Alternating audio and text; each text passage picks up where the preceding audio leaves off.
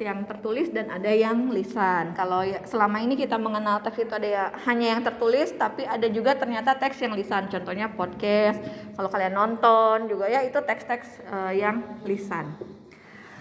Terus ketika kita belajar tentang teks pasti ada 3 hal yang dipelajari. Pertama mulai dari konsep materinya. Konsep materi atau karena hari ini kita akan belajar tentang LHO ya.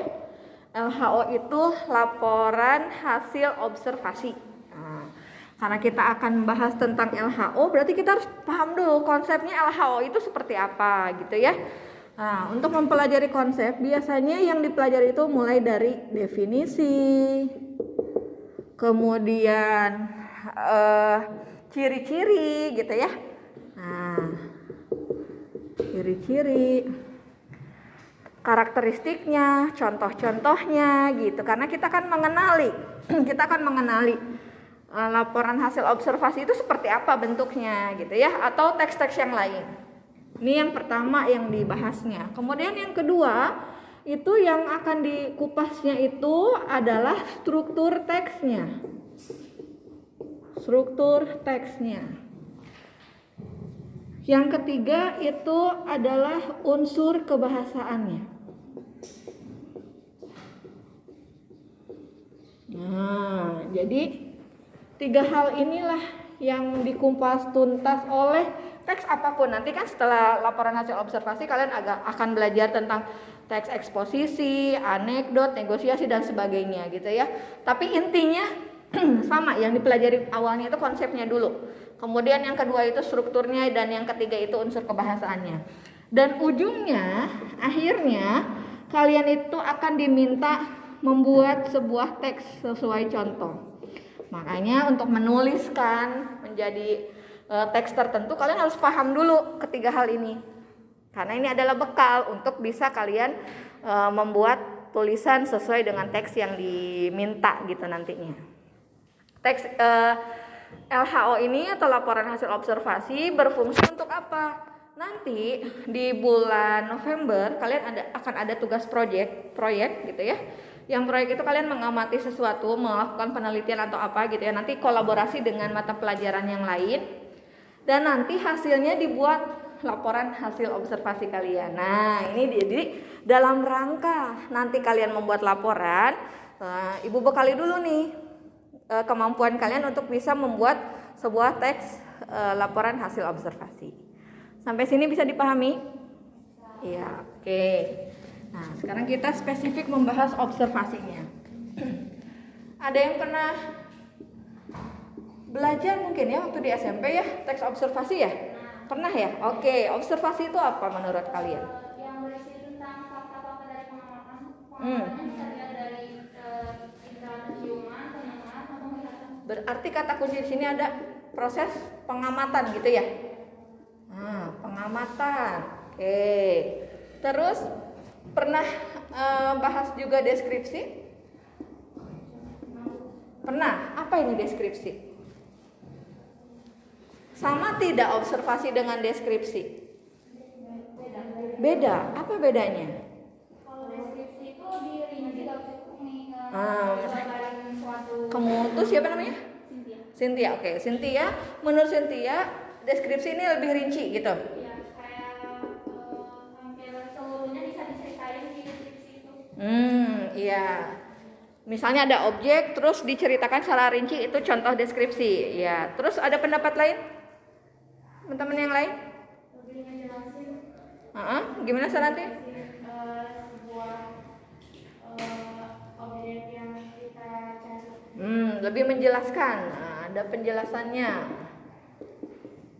Menjelaskan. Kalau ibu buat ada 2 lingkaran seperti ini. Ini sebutlah lingkaran pertama, ini lingkaran kedua.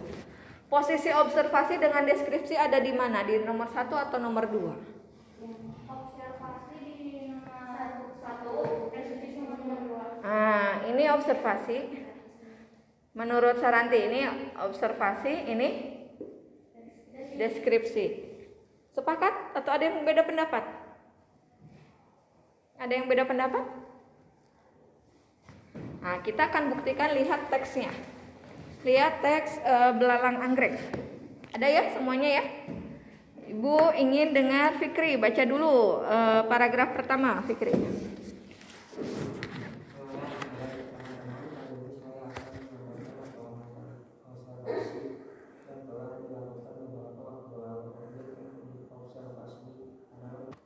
Ya, ini adalah contoh sebuah teks observasi kan? Nah, di dalam teks observasi yang judulnya belalang anggrek ini, apakah ada teks deskripsi di dalamnya? Ada. Berarti yang lebih luas itu, yang kalau tadi Ibu gambarkan lingkaran yang lebih luasnya itu observasi atau deskripsi? Observasi ya? Jadi yang posisinya ada di lingkaran besar ini adalah observasi. Yang ini adalah deskripsi. Kenapa? Karena observasi itu lebih global ya.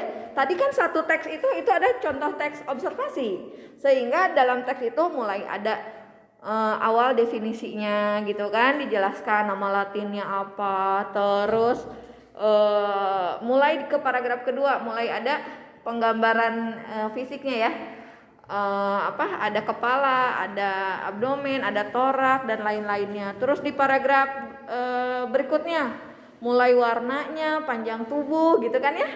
Nah itu semua berupa rincian. Jadi kita bisa kalian pahami ya bahwa kita samakan persepsi kita bahwa yang sifatnya lebih global itu adalah teks observasi yang lebih umum. Adapun teks deskripsi itu lebih spesifik gitu ya, lebih rinci dalam menjelaskan si objeknya. Sehingga deskripsi itu adalah bagian dari sebuah teks observasi. Sampai sini bisa dipahami? Ada pertanyaan? Tidak. Oke. Nah, kita sedang memahami ini ya. Nah, jadi dari konsep observasi dan deskripsi kalian sudah bisa memahami. Dan ciri-ciri sebuah teks observasi itu tadi harus ada penjelasan umumnya, kemudian harus ada juga penggambaran ciri-ciri fisik. Nah, itu kita akan lanjut ke struktur teksnya. Nah, di buku kalian di halaman berikutnya itu ada sampai membagikan, ini sayangnya nggak bisa ditampilkan. Secara umum ada pernyataan umum, bagian-bagiannya, strukturnya ada apa aja tuh yang di halaman 6. Di halaman 6 ada struktur teks LHO. Ada berapa tuh di situ?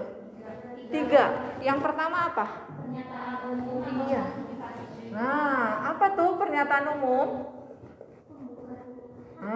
Pernyataan umum. Iya, atau klasifikasi ini isinya itu berupa apa tadi? Iya, pembuka atau pengantar gitu kan. Tadi tidak to the point langsung ciri-cirinya gimana gitu ya belalang anggrek, tapi belalang anggrek adalah apa? Nama latinnya apa gitu ya. Jadi ada penjelasan umumnya. Jadi ada pembuka atau pengantar. Pembukanya. Sehingga diletakkannya itu ada di mana pernyataan umum? Di awal. Tuh, kemudian bagian keduanya apa? Ada deskripsi bagian. Nah, deskripsi bagian ini apa maksudnya di situ?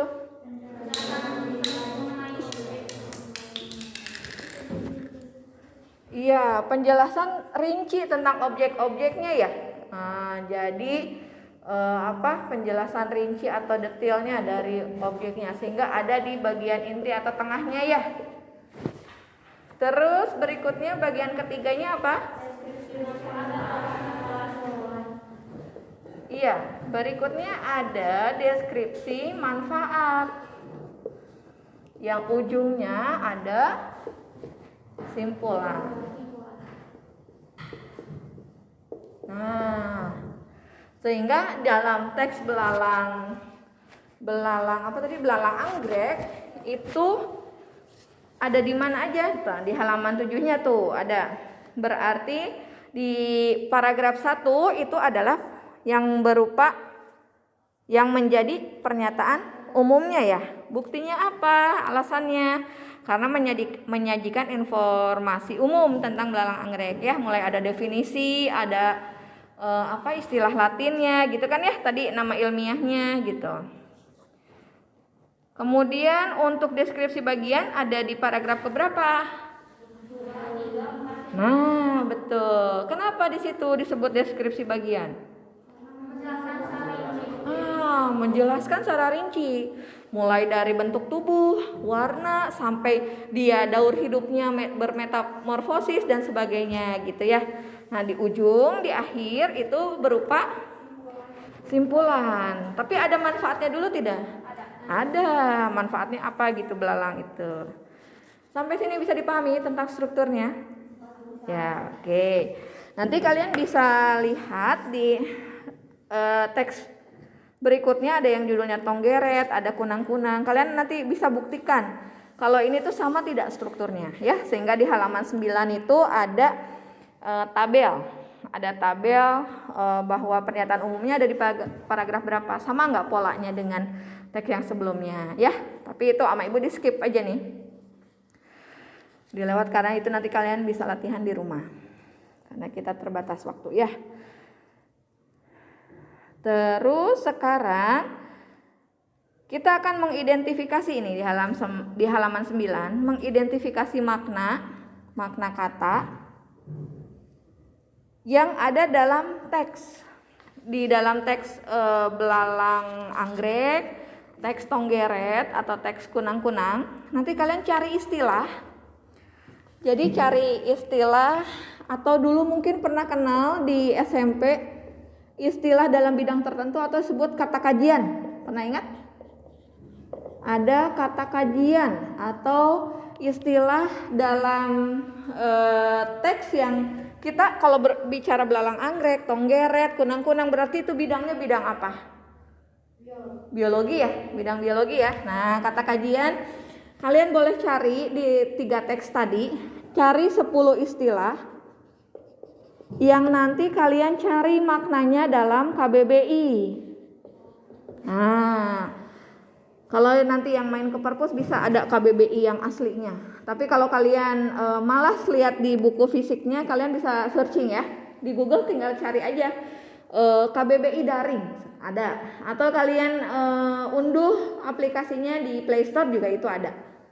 Ada KBBI versi 5 yang paling baru, yang warna biru kalau di Play Store. Nanti jadi cari 10 istilah, bukan dari satu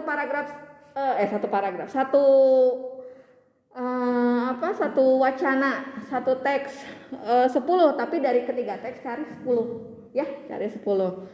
Misalnya kalian yang punya bukunya di rumah, buku lama, di situ ada beda tema, tapi beda di situ temanya tema kesenian tentang wayang di situ. Boleh mau cari di situ juga boleh.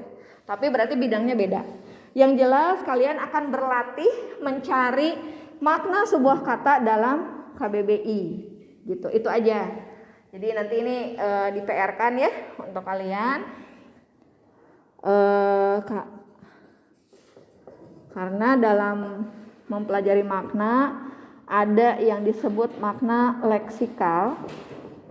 Nah, leksikal ini adalah makna yang ada di dalam kamus. Ada yang keduanya itu makna gramatikal.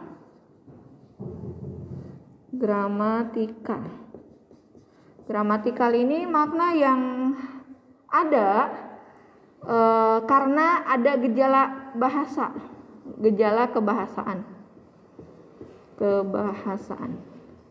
Misalnya karena kata itu ditambah imbuhan, kata itu diulang gitu, itu bisa menimbulkan makna yang berbeda ya. Yang ketiga ada makna kontekstual. Nah, makna kontekstual ini biasanya kalau kalian dalam bahasa Inggris mau menerjemahkan sebuah teks nih, kalian pakai Google Translate. Nah biasanya tuh kok ini nggak nyambung ya gitu, asa aneh gitu. Karena si Google Translate hanya menerjemahkan kata per kata. Padahal dalam teks itu atau dalam paragraf itu biasanya meminta makna konteksnya gitu ya.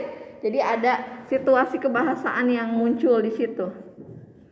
Nah jadi kontekstual. Oh maksud paragraf ini tuh apa? Oh maksud tema ini apa? Maksud paragraf ini disesuaikan dengan tema tuh maksudnya kemana? Nah itu ada makna kontekstual. Biasanya situasi kebahasaan atau situasi sosial gitu itu bisa. Situasi kebahasaan atau sosial. Nah ini tentang makna. Sampai sini bisa diikuti? Ada yang mau ditanyakan dulu? Karena ini harusnya minggu lalu nih sampai sini. Karena minggu lalu ibu ada kendala ya, kendala teknis. Sehingga tidak sempat, mau bikin video juga belum jadi videonya. Jadi ibu sampaikan sekarang. Silakan, ada yang mau dikomunikasikan dulu? Ada pertanyaan mungkin? Ya, kita lanjut. Setelah kita memahami struktur teks LHO, teks laporan hasil observasi, kita akan membahas unsur kebahasaan. Ada di buku halaman 16. Halaman 16. Nah, kita akan lihat mulai dari struktur kebahasaannya apa tuh di situ?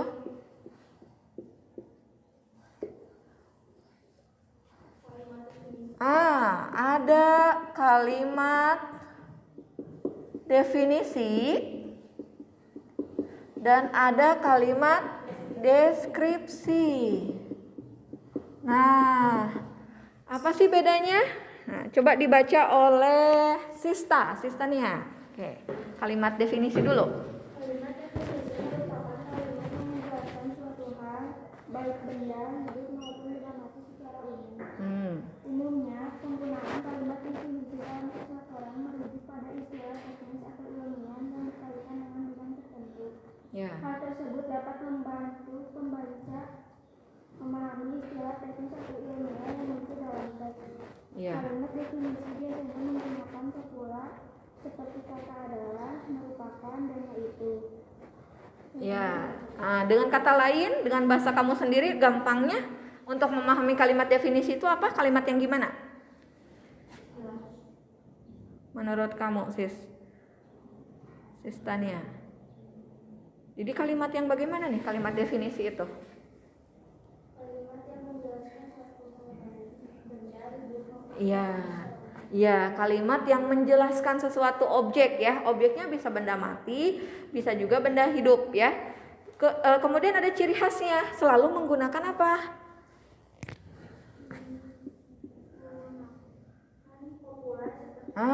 Betul.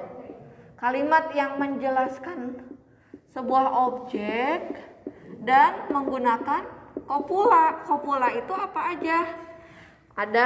Adalah, merupakan, yaitu, apalagi? Ialah, ya. Nah, itu cirinya. Tadi kalian sudah bisa menemukan kalimat definisi belum di paragraf belalang anggrek? Ada di mana? Di awal paragraf 1 ya. Bahwa belalang anggrek adalah hewan bla bla bla bla bla gitu ya. Nah, itu penjelasannya. Nah, itulah kalimat definisi. Jadi untuk bisa nanti ya, mungkin kalian akan baca sebuah teks, mana kalimat definisinya? Cari aja yang ada kopulanya, itu cara mudah ya, gitu. Kemudian berikutnya deskripsi. Bu ingin dibaca oleh yang belum baca siapa ya?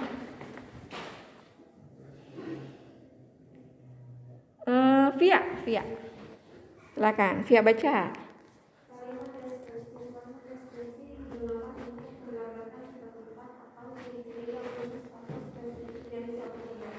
Kalian dapat menggunakan kalimat deskripsi saat menjelaskan sifat sebuah benda kepada pembaca berdasarkan apa yang indra akan merasakan, sehingga pembaca seolah-olah benar-benar melihatnya atau merasakannya sendiri. Iya, jadi deskripsi apa? Kalimat deskripsi adalah kalimat yang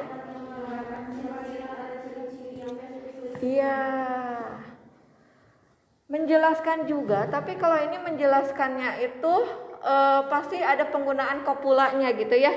Kalau ini menjelaskan lebih ke menggambarkan ciri-ciri fisiknya gitu ya. Menggambarkan fisik sebuah objek, ciri-ciri fisik sebuah objek. Nah, bisa ya membedakan definisi dengan deskripsi? Kalau dalam definisi ada penggunaan kopulanya, yaitu merupakan adalah.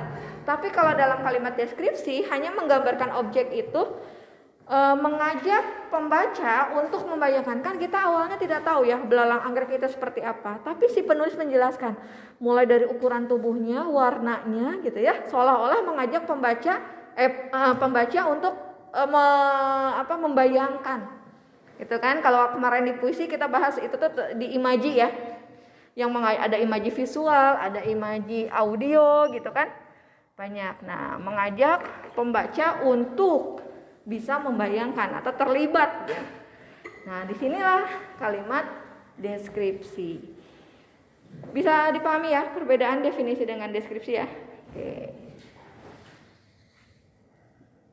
Berikutnya untuk unsur kebahasaan itu ada penggunaan kata di. Coba dibaca oleh Cynthia. Yuli aja deh yang belum, Yulianti Kak, ibu yang dengan suaranya.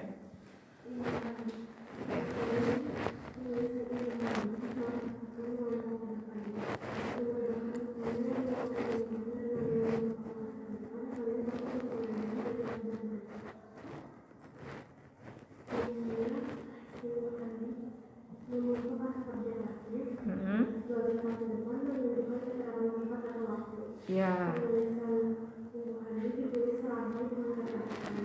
Iya.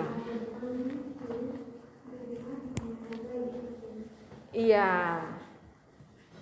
Kata di mempunyai dua fungsi. Ada yang sebagai imbuhan, ada yang kedua sebagai kata depan. Dalam istilah kebahasaannya kata depan itu apa? Preposisi, gitu ya. Nah, kalau sebagai imbuhan, contohnya apa? Contohnya yang menggunakan di sebagai imbuhan.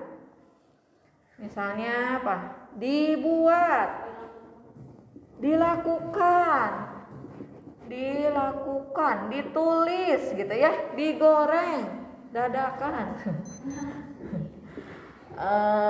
Digoreng misalnya. Nah, ini kan di sini fungsinya sebagai imbuhan karena ada kata di ditambahkan dibuat. Yang ini menyatakan sebagai penanda dalam kalimat pasif gitu ya. Nah, ini dalam kalimat pasif. Dan penulisannya harus disatukan, jangan dipisah. Dilakukan, digoreng, dibuat, ini harus disatukan penulisannya. Beda dengan kalau di sebagai kata depan, karena dia fungsinya menunjukkan tempat atau waktu. Nah, misalnya kapan? Misalnya apa? Di sekolah. Penulisannya bagaimana katanya? Dipisah, jangan disatukan. Nah, harus gini. Jadi ada spasi. Di sekolah. Nah, ini nih yang sering sekali salah gitu. Banyak kalian kalau tidak memperhatikan kaidah kebahasaan sering ini disatukan penulisannya. Di sekolah, di rumah, di Jakarta, di Bandung gitu kan, karena menyatakan tempat. Di sore hari gitu kan, karena menyatakan waktu. Di sore hari. Nah, ini harus dipisah cara penulisannya. Karena menyatakan keterangan tempat dan waktu. Nah, sampai sini bisa dipahami? Iya, alhamdulillah selesai. Sama dengan kelas lain ya. Jadi minggu depan ada satu lagi unsur kebahasan yang belum sempat kita bahas. Itu penulisan kutipan, tidak langsung, dan ini nanti akan panjang penjelasannya. Jadi kita bahasnya minggu depan aja ya untuk penulisan kutipan langsung dan tidak langsung. Jadi terima kasih buat kalian yang di rumah. Mudah-mudahan apa yang tadi kita bahas bisa dipahami, dan kalau ada pertanyaan boleh chat di grup ya. Itu aja mungkin dari Ibu untuk hari ini. Buat yang di sekolah juga, kalau ada pertanyaan boleh disampaikan. Kalau tidak ada, kalian siap-siap nanti dipanggil untuk ke perpustakaan ya, ambil buku ya. Terima kasih ya semuanya. Kita akhiri dengan alhamdulillahirabbil alamin.